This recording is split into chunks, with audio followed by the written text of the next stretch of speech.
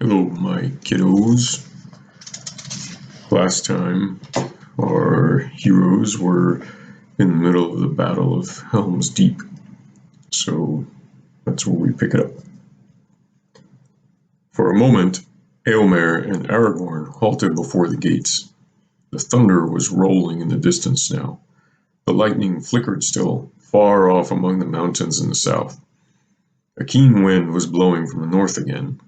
The clouds were torn and drifting, and stars peeped out, and above the hills of the Coomside the westering moon rode, glimmering yellow in the storm rack.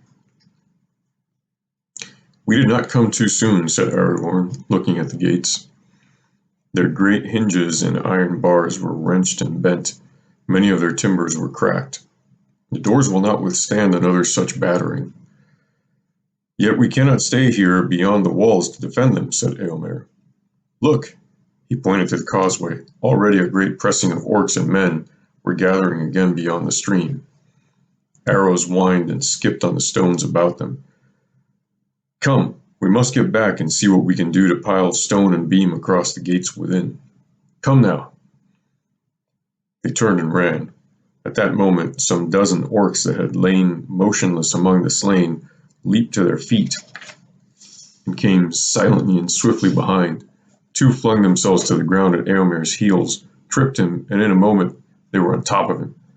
But a small dark figure that none had observed sprang out of the shadows and gave a hoarse shout, "Baruch Kazad, Kazad Imenu!"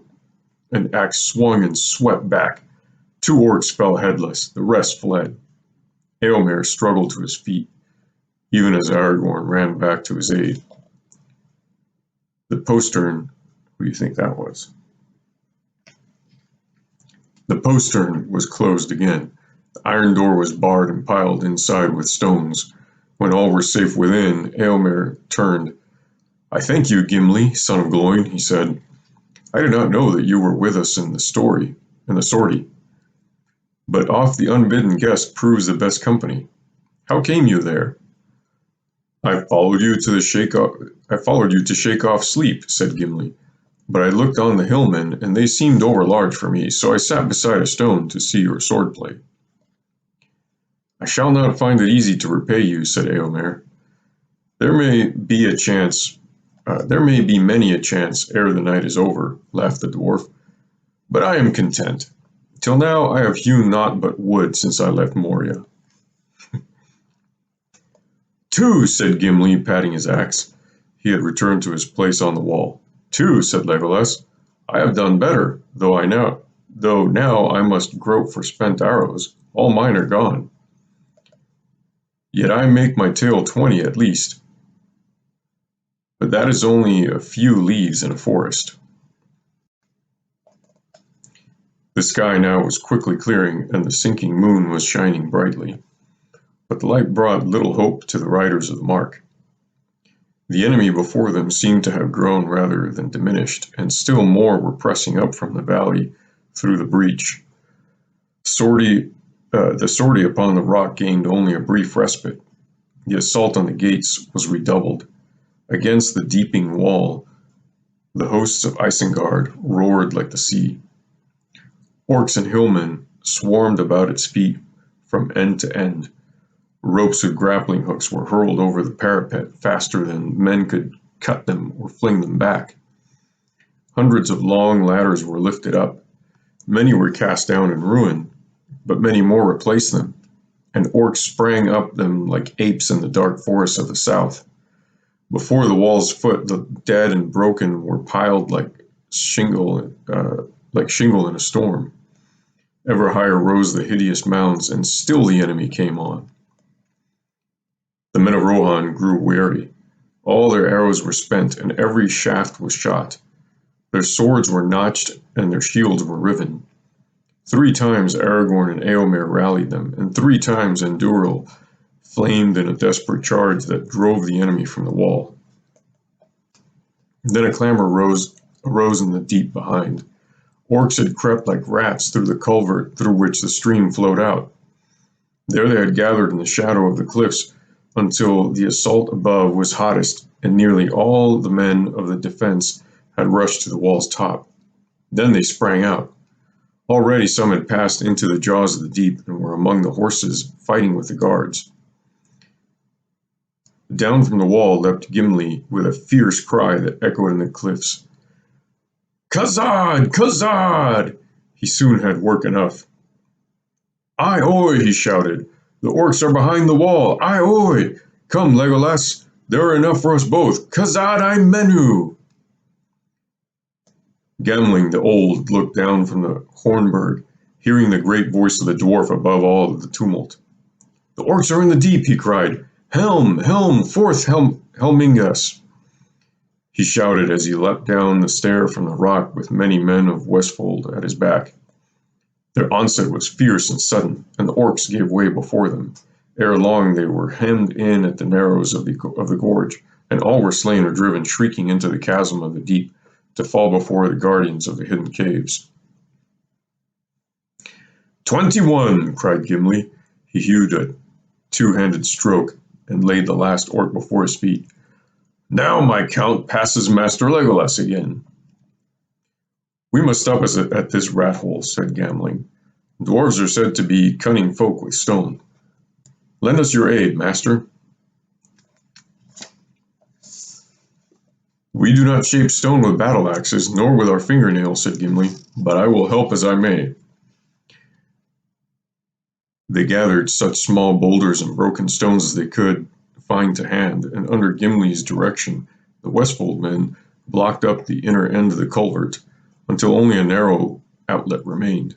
Then the deepening stream, swollen by the rain, churned and fretted in its choked path and spread slowly in cold pools from cliff to cliff. "It will be drier above," said Gimli. "Come, Gamling, let us see how things go on the wall." He climbed up and found Legolas beside Aragorn and Eomer. The elf was whetting his long knife. There was for a while a lull in the assault, since the attempt to break in through the culvert had been foiled. 21, said Gimli. Good, said Legolas, but my count is now 24. It has been knife work up here. Eomer and Aragorn leant wearily on their swords. Away on the left, the crash and clamor of the battle on the rock rose loud again. But the Hornburg still held fast, like an island in the sea. Its gates lay in ruin, but over the barricade of beams and stones within no enemy had yet passed. Aragorn looked at the pale stars and at the moon, now sloping behind the western hills that enclosed the valley. This is a night as long as years, he said. How long will the day tarry? Dawn is not far off, said Gamling, who had now climbed up beside him, but dawn will not help us, I fear. Yet dawn is ever the hope of men, said Aragorn.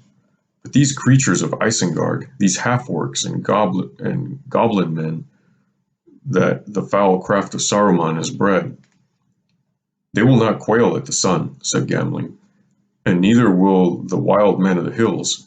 Do you not hear their voices? I hear them, said Eomer, but they are only the scream of birds and the bellowing of beasts to my ears. Yet there are many that cry in the Dunlin tongue, said Gamling.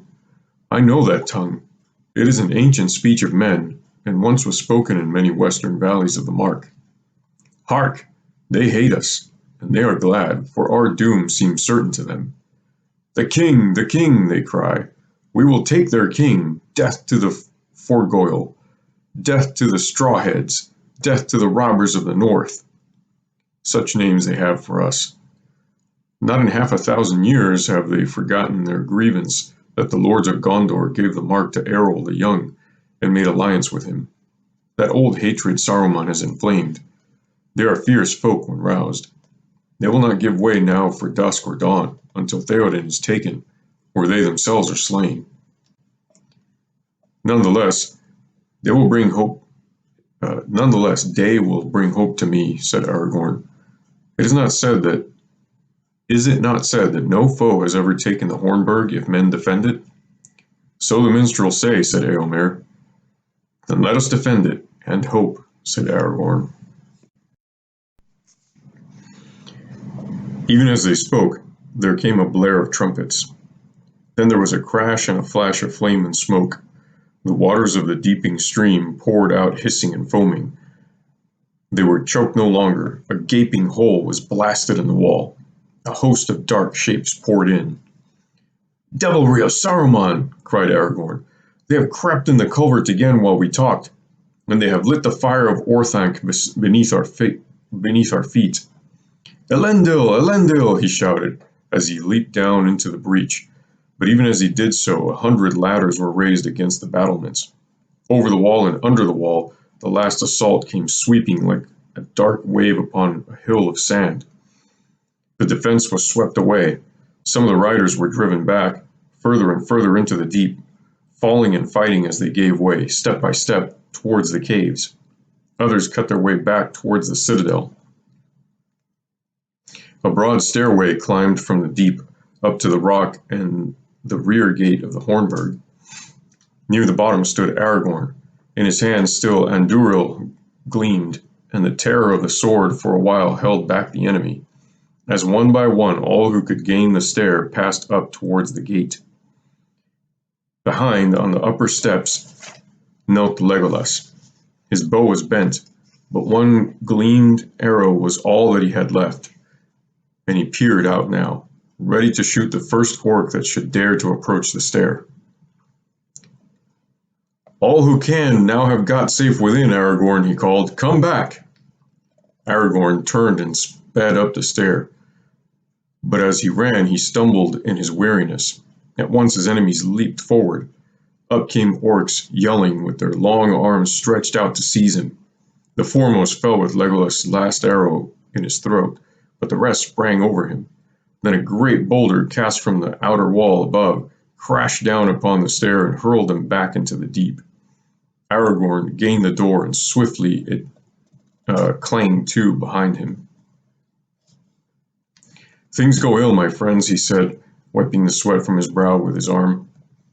"Ill enough," said Legolas, "but not yet hopeless while we have you with us. Where is Gimli?" "I do not know," said Aragorn. "I last saw him fighting on the ground behind the wall, but the enemy swept us apart." "Alas, that is evil news," said Legolas. "He is stout and strong," said Aragorn. "Let us hope that he will escape back to the caves. There he would be safe for a while, safer than we. Such a refuge would be the liking of a dwarf." "That must be my hope," said Legolas. "But I wish that he had come this way. I desire to tell Master Gimli that my tale is now 39. "If he wins back to the caves, he will pass your count again," laughed Aragorn. "Never did I see an axe so wielded." "I must go and seek some arrows," said Legolas. "Would that this night would end, and I could have better light for shooting." Aragorn now passed into the citadel. There, to his dismay, he learned that Éomer had not reached the Hornburg. "Nay, he did not come to the rocks," said one of the Westfold men. "I last saw him gathering men about him and fighting in the mouth of the deep. Gamling was with him, and the dwarf, but I could not come to them." Aragorn strode on through the inner court and mounted to a high chamber in the tower. There stood the king, dark against a narrow window, looking out upon the vale. "What is the news, Aragorn?" he said. "The Deeping Wall is taken, lord, and all the defense swept away, but many have escaped hither to the rock." "Is Éomer here?" "No, lord, but many of your men retreated into the deep, and some say that Éomer was amongst them. In the narrows they may hold back the enemy and come within the caves. What hope they have, then, I do not know. More than we. Good provision, it is said, and the air is wholesome there because of the outlets through fissures in the rock far above. None can force an entrance against determined men. They may hold out long." "But the orcs have brought a devilry from Orthanc," said Aragorn. "They have a blasting fire, and with it they took the wall. If they cannot come in the caves, they may seal up those that are inside. But now we must turn all our thought to our own defense." "I fret in this prison," said Theoden. "If I could have set a spear in rest, riding before my men upon the field, Maybe I could have felt again the joy of battle, and so ended, but I serve little purpose here. Here at least you are guarded in the strongest fastness of the mark, said Aragorn. More hope we have to defend you in the Hornburg than in Edoras, or even at Dunharrow in the mountains. It is said that the Hornburg has never fallen to assault, said Theoden, but now my heart is doubtful. The world changes, and all that once was strong now proves unsure. How shall any tower withstand such numbers and such reckless hate? Had I known that the strength of Isengard was grown so great, maybe I should not so rashly have ridden forth to meet it. For all the arts of Gandalf, his counsel seems not now so good as it did under the morning sun. Do not judge the counsel of Gandalf until it is all over, Lord, said Aragorn.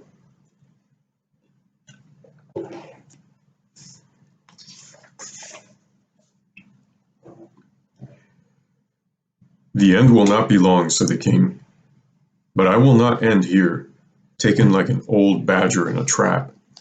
Snowmane and Hasufel and the horses of my guard are in the inner court. When dawn comes, I will bid men sound Helm's horn, and I will ride forth. Will you ride with me then, son of Arathorn?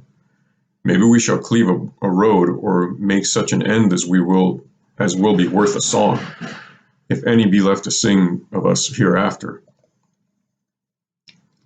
I will ride with you, said Aragorn.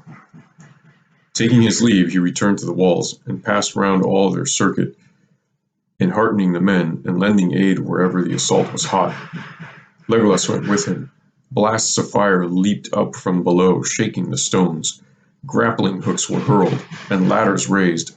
Again and again the orcs gained the summit of the outer wall, and again the defenders cast them down. At last Aragorn stood above the great gates, heedless of the darts of the enemy. As he looked forth, he saw the eastern sky grow pale. Then he raised his empty hand, palm outward in token of parley. The orcs yelled and jeered. Come down, they cried. If you wish to speak to us, come down. Bring out your king. We are the fighting Uruk-hai. We will fetch him from his hole if he does not come. Bring out your skulking king. The king stays or comes at his own will, said Aragorn. Then what are you doing here? They answered. Why do you look out? Do you wish to see the greatness of our army? We are the fighting Uruk-hai. I looked out to see the dawn, said Aragorn. What of the dawn? They jeered. We are the Uruk-hai. We do not stop the fight for night or day, nor fair weather or for storm. We come to kill, by sun or moon. What of the dawn? No one knows what new day shall bring him, said Aragorn. Get you gone, ere it turn to your evil.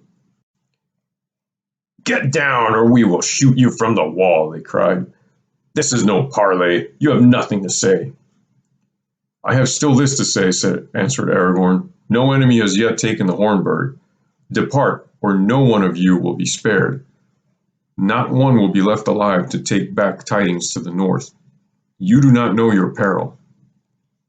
So great a power and royalty was revealed in Aragorn, as he stood there alone above the ruined gates before the host of his enemies, that many of the wild men paused, and looked back over their shoulders to the valley, and some looked up doubtfully at the sky.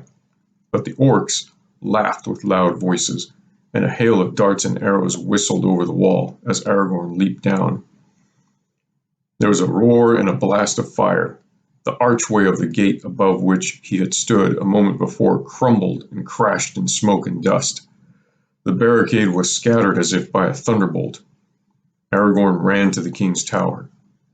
But even as the gate fell, and the orcs about it yelled, preparing to charge, a murmur arose behind them, like a wind in the distance, and it grew to a clamor of many voices crying strange news in the dawn. The orcs upon the rock, hearing the rumor of dismay, wavered and looked back. And then, sudden and terrible, from the towers above, the sound of the great horn of Helm rang out. And that is where we stop tonight. I love you always and forever. no matter what.